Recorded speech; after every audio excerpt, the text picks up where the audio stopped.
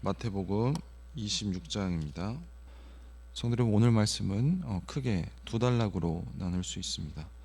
먼저 첫 번째 단락 36절부터 46절은 겟세마네 기도에 관해서입니다. 그리고 두 번째 단락은 47절부터 56절은 잡히신 예수님과 도망친 제자들의 모습입니다.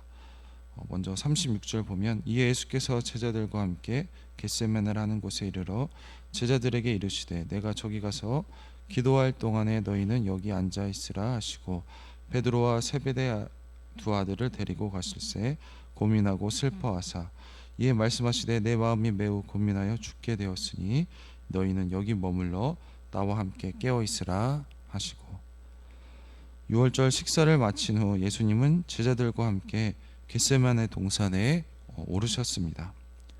이른 6월절 식사를 마치고 자리를 옮겼으니 밤이 꽤나 깊었을 것입니다.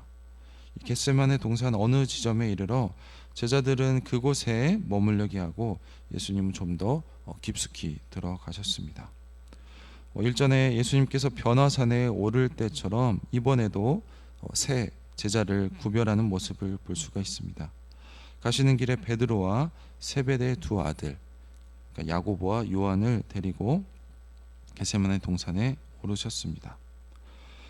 고민과 슬픔이 짙게 묻은 하나님의 아들 예수님에게 가장 고통스러운 시간이 다가오고 있습니다.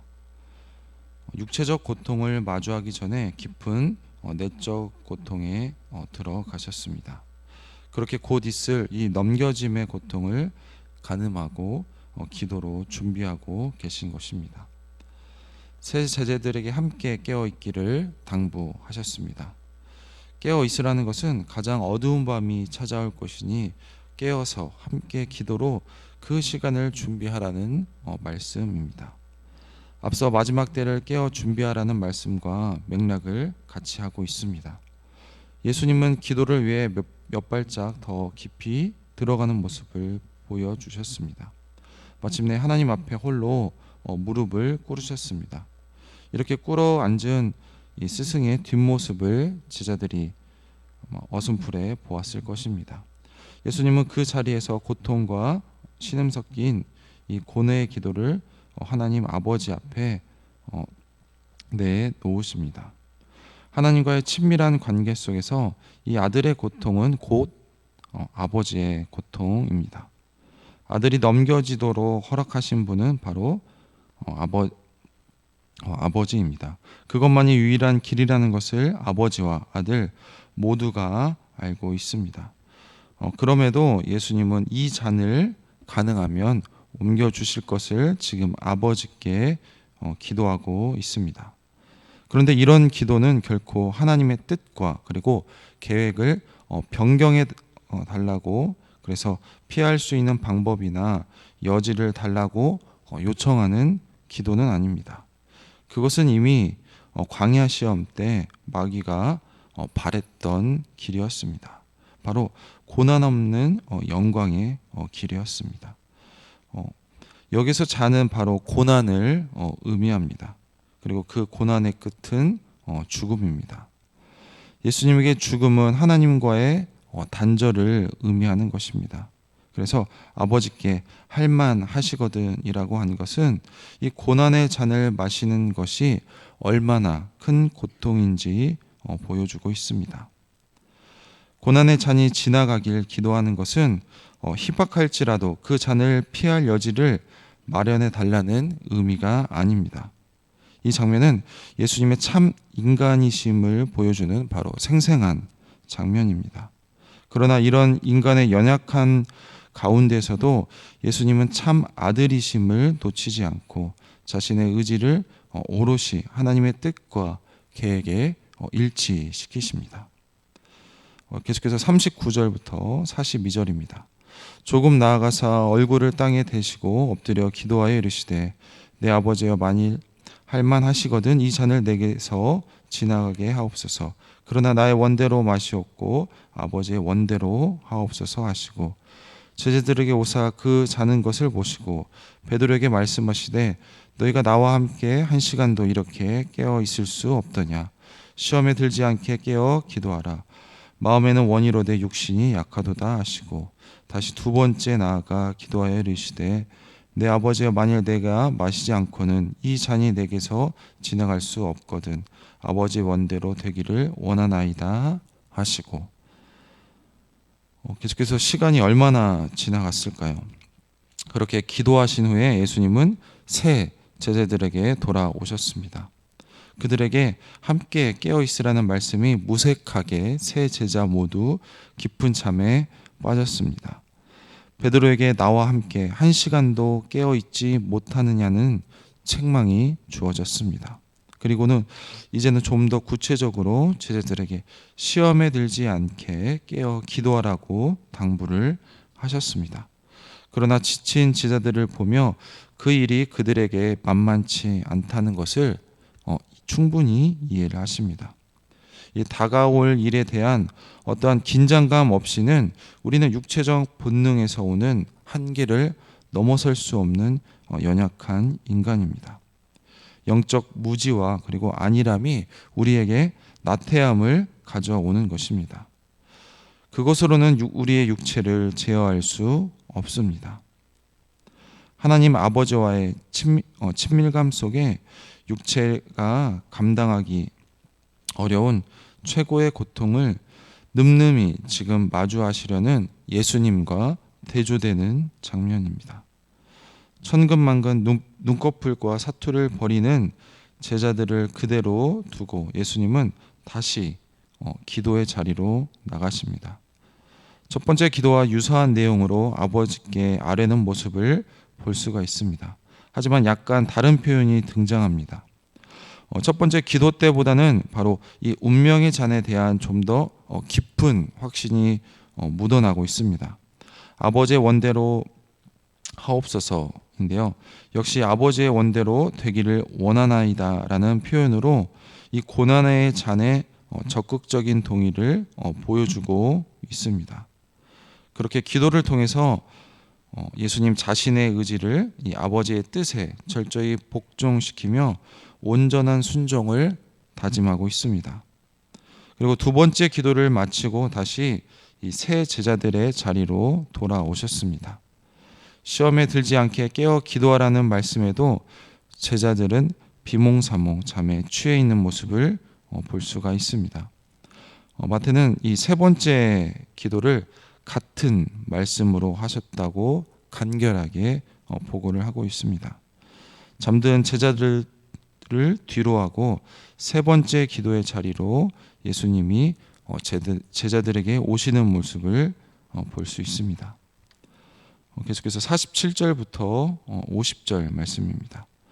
말씀하실 때 12 중에 하나인 유다가 왔는데 대제사장들과 백성의 장로들에게서 파송된 큰 무리가 칼과 몽치를 가지고 그와 함께 하였더라. 예수를 파는 자가 그들에게 군호를 짜 이르되 내가 입맞추는 자가 그이니 그를 잡으라 한지라. 곧 예수께 나와 랍비여 안녕하시옵니까 하고 입을 맞추니 예수께서 이르시되 친구여 내가 무엇을 하려고 왔든지 행하라 하신대. 이에 그들이 나와 예수께 손을 대어 잡는지라. 예수님이 세 제자들에게 말씀하시는 중에 유다가 큰 무리를 이끌고 그곳까지 들어왔습니다. 마태는 유다를 12 중에 하나라고 지금 묘사를 하면서 예수님의 넘겨지심이 제자로 말미암았음을 다시 한번 명시하고 있는 것입니다. 유다는 배신을 결심한 후에 예수님을 넘겨줄 기회를 호시탐탐 기회를 엿보고 있었습니다. 몇 시간 전에 마지막 유월절 식사를 함께한 후에 어느 시점에 이 제자들의 무리에서 이탈해서 종교 지도자들에게 갔고 즉시 체포 작전이 승인되어 대제사장이 내준 이 군인들을 대동하고 급습한 것입니다. 정확한 위치를 파악한 것으로 보아 겟세마네 동산까지 동행하여 위치를 파악한 후에 다른 제자들이 잠에 빠져들었을 때 종교 지도자들을 찾아간 것으로 추정할 수 있습니다. 이런 작전은 굉장히 신속하고 치밀한 것을 볼 수가 있습니다. 어둑한 밤이라서 인물을 식별하는 것이 용이치 않은 상황이었을 것입니다. 혹여 잠시의 틈이라도 생겨서 도주할 가능성을 고려해서 군옷까지 짜온 것을 볼 수가 있습니다. 그리고 체포 과정에서 무력 충돌을 대비해서 칼과 몽치까지 무장을 했습니다. 이에 비해 제자들은 무방비 상태입니다. 유다의 작전대로 유다가 예수님에게 다가가 문안 인사와 함께 입을 맞춥니다. 이 입맞춤은 역사상 가장 비극적이고 잔인하고 슬픈 인사입니다. 그런 유다를 향해 예수님은 친구여라는 충격적인 말로 응대를 하십니다. 이 대목에서 누가복음에서는 예수님의 책망을 넣어서 묘사를 하기도 합니다. 예수님은 유다에게 내가 온 목적을 이행하라고 합니다. 그러자 즉시 무리가 예수님을 체포를 합니다. 순식간에 일어난 일에 전혀 대비하지 못한 제자 하나가 칼로 대제사장의 종의 귀를 뱁니다. 요한복음에서 요한은 이 종의 이름을 말고라고 소개를 합니다. 그리고 칼을 휘두른 사람을 베드로라고 밝힙니다. 누가복음에서는 예수님이 잘린 그 귀를 고쳐주시는 것을 언급하고 있습니다. 자, 이렇게 긴박한 상황에서도 예수님은 제자들을 향해 칼을 칼집에 도로 꽂으라고 명령하셨습니다. 칼을 가진 자는 반드시 칼로 망한다고 교훈하십니다. 이 제자의 칼은 사탄의 세력이 아닌 하나님의 뜻에 바로 저항하는 칼이기 때문입니다. 예수님이 가져오신 이 하나님의 나라는 칼로 세워지지 않는 나라입니다. 만약에 지금 저항과 그리고 싸움이 필요했다면 예수님은 하나님 아버지께 구해서 하늘의 군대를 동원하여 뭐든 할 수 있었습니다. 이것은 대제사장에게 군대를 요구한 유다와 하늘 아버지께 천군 천사를 요구하지 않는 예수님의 대조되는 모습을 볼 수가 있습니다. 예수님은 철저히 말씀을 성취하고 하나님 아버지의 뜻을 이루는 데 지금 목적을 두고 계십니다. 하지만 마지막 때 반드시 천군 천사들과 함께 오신다고 말씀하셨습니다. 이제 예수님은 도적대 수장을 잡듯 무장한 채 진입한 그들에게 말씀을 하고 있습니다. 며칠 전에 성전에서 그토록 격렬하게 종교 지도자들을 비판할 때는 가만히 있다가 이렇게 밀란을 걱정할 것 없는 한적한 곳에서는 그들의 본색을 드러낸 이 종교 지도자들의 비열함을 꼬집고 계십니다. 그러나 지금 펼쳐지는 모든 현실은 갑작스럽게 벌어진 사건이 아닙니다. 56절을 보면 그러나 이렇게 된 것은 다 선지자의 글을 이루려 함이니라 하시더라. 이에 제자들이 다 예수를 버리고 도망하니라. 이것은 옛적부터 선지자들이 예언했고 그 모든 일을 성취하는 하나님의 섭리 가운데 바로 예정된 사건입니다. 그렇게 예수님의 비폭력이고 무정함으로 스승이 잡히자 제자들은 바로 몇 시간 전에 이 엄숙한 식탁에서 스승이 다 나를 버리라고 예고하신 것처럼 그 말씀대로 주랭랑 치는 모습으로 오늘 말씀은 마칩니다. 성도 여러분, 오늘 본문에서 예수님은 겟세마네 동산에서 기도하셨습니다. 예수님의 기도는 십자가의 고난을 피하게 해달라는 그런 간구가 아니라 하나님의 말씀에 순종하게 해달라는 간구였습니다. 반면에 제자들은 죽을 각오가 됐다고 예수님에게 호언장담했지만 그들은 정말로 예수님도 몰랐고 진정한 십자가의 의미도 몰랐습니다. 이렇게 무지한 제자들에게 지금 필요한 것은 시험에 들지 않도록 깨어 기도하는 것이었습니다. 성도 여러분, 우리는 이 예수님의 제자들처럼 아무도 우리의 신앙을 장담할 수는 없습니다. 그렇기 때문에 우리는 늘 겸손하여서 교만하지 않고 예수님을 제대로 알고 하나님만을 의지하는 우리 성도님들이 되시길 소망합니다. 또 오늘 본문에서 예수님은 체포되는 모습을 볼 수가 있습니다. 가룟 유다가 앞장서서 검과 몽치로 무장한 사람들을 데리고 예수님과 제자들의 아지트로 찾아왔습니다. 은밀하게 예수님을 체포할 수 있는 기회를 만들어 준 것입니다. 캄캄한 시간에 유다는 존경과 그리고 사랑의 표시인 이 입맞춤을 배신의 신호로 삼아 예수님의 정체를 그들에게 알려 주었습니다. 하지만 예수님은 그 사실을 다 알고도 순순히 붙잡혀 주십니다. 그래서 이 체포는 유다의 기지로 이뤄낸 것이 아니라 하나님의 뜻을 따르려는 예수님의 순종의 결과라는 것을 우리가 알아야 할 것입니다. 성도 여러분, 우리가 그리스도의 제자라면 그리스도의 제자들은 다 알고서도 손해와 그리고 희생을 기다리는 선택을 예수님처럼 해야 할 때가 있습니다. 우리가 승부의 세계에서 지고 그리고 때로는 우리의 자존심을 버리고 또한 우리가 낮아지는 것이 바로 세상의 모략을 이기는 길일 때가 있습니다. 우리도 이런 예수님을 닮아서 늘 예수님을 닮아가려고 기도하는 우리 성도님들이 되시길 또한 소망합니다. 마지막으로 오늘 본문에서 예수님은 제자들의 칼을 거두게 하셨습니다. 베드로는 자신의 장담대로 예수님을 지키기 위해서 칼을 뺐습니다. 하지만 그런 예수님은 이런 베드로의 용기를 칭찬하지 않으시고 도리어 그것은 칼로 망하는 행동이라고 하면서 꾸짖으셨습니다. 더 큰 폭력으로 더 작은 폭력을 억압하고 그 결과 다른 폭력을 낳는 이 세상 방식으로는 결코 하나님의 나라를 이룰 수 없다는 것입니다.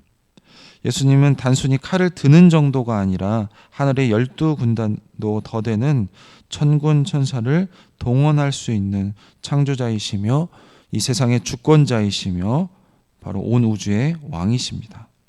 하지만 마치 도살장에 끌려가는 어린 양처럼 순수히 죽음에 자신을 내어주는 것이 하나님의 뜻이기 때문에 그 권한을 사용하지 않으신 것입니다. 이렇게 예수님은 비폭력이고 무저항을 통해서 우리에게 보여주셨습니다. 이것은 예수님의 나약함의 증거가 아니라 바로 하나님의 말씀에 순종하고 하나님의 말씀을 성취하기 위한 그 증거입니다. 성도 여러분, 이렇게 예수님께서는 우리를 구원하기 위해서 고난의 길을 가고 있습니다. 이러한 사실을 알고 우리는 예수님을 더 사랑하고 그리고 우리를 구원한 그 은혜에 더 감사하는 우리 모든 성도님들이 되시길 소망합니다. 기도하겠습니다. 하나님 감사합니다. 오늘 말씀 통하여서 겟세마네 동산에서 기도하시는 예수님과 그리고 졸고 있는 제자들의 이 대비되는 모습을 통하여서 우리의 모습을 알게 하시니 감사합니다. 그렇게 제자들은 호언장담했지만 하나님 무지하여서 하나님 예수님과 함께 기도하지 못하는 그런 모습을 보았습니다. 하나님, 우리도 늘 깨어서 기도하는 예수님의 제자가 될 수 있도록 우리를 인도하여 주시옵소서. 또한 예수님의 기도의 모습을 통하여서 하나님 그 고통을 그 고난에서 벗어나게 해달라는 기도가 아니라 하나님의 뜻이라면 순종하게 해달라는 그런 기도를 보면서 하나님, 우리도 하나님의 뜻이라면 그 고난과 역경과 그것을 하나님 비껴가는 것이 아니라 그것을 감당할 수 있도록 하나님 뜻에 순종할 수 있는 우리도 그런 기도를 하는 우리가 다 될 수 있도록 도와주시옵소서. 또한 이렇게 체포되는 모습을 통해서 하나님 폭력으로 칼로 하나님의 나라가 이루어지는 것이 아니라 하나님의 뜻에 순종했을 때 하나님의 나라가 이루어진다는 것을 알게 되었습니다. 하나님, 복수로, 이 세상은 복수로 하나님 더 큰 폭력으로 하나님 그것이 이기는 길이라고 우리에게 강요하고 있지만 하나님 우리가 용서하고 낮아지고 그리고 때로는 하나님 승부에서 지는 것이 하나님 나라를 이뤄가는 길이라는 것을 우리가 하나님 기억하는 우리 모든 성도님들이 될 수 있도록 하나님 도와주시옵소서. 하나님 이렇게 고난의 길에 가는 이 예수님이 우리를 구원하기 위해서 이 고난의 길을 간다는 것을 우리가 다시 한번 이 시간 기억하고 예수님께 더 순종하고 그 은혜에 더 감사하고 하는 우리 모든 성도님들이 다 될 수 있도록 도와주시옵소서. 감사드리며 예수님의 이름으로 기도했습니다. 아멘.